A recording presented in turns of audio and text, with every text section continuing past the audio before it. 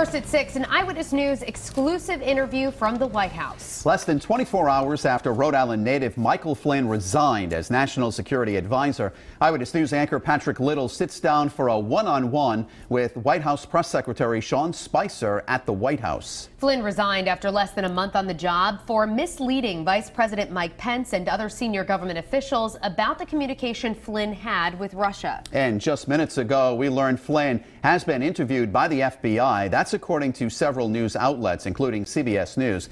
Now, Patrick traveled to D.C. to get more answers. He joins us now with how the White House is responding.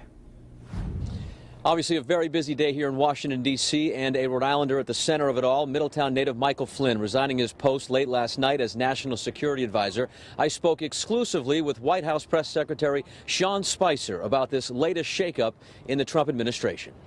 Big news today. President disappointed in this development. Give us a sense of what the White House feels about this whole situation with Mr. Flynn. Well, look, General Flynn is someone who served this country ably and with distinction for 30 years.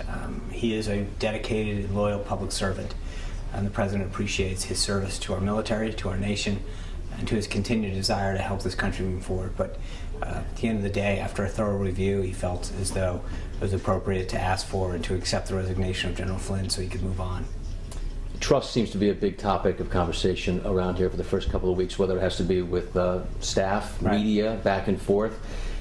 Are there trust issues that the president has right now with his administration, or do you think that this is something that you're just working out the kinks and you hope this is the end of it? I think this is an isolated incident.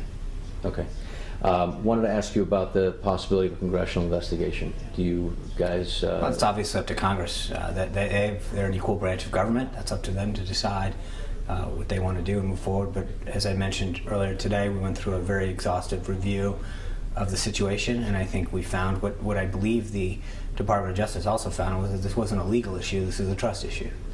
And more of my exclusive interview with Barrington native Sean Spicer on Eyewitness News at 10 on Fox Providence and WPRI 12 at 11 o'clock, including his thoughts on what has been a pretty turbulent first few weeks of the Trump administration. In Washington, I'm Patrick Little, Eyewitness News.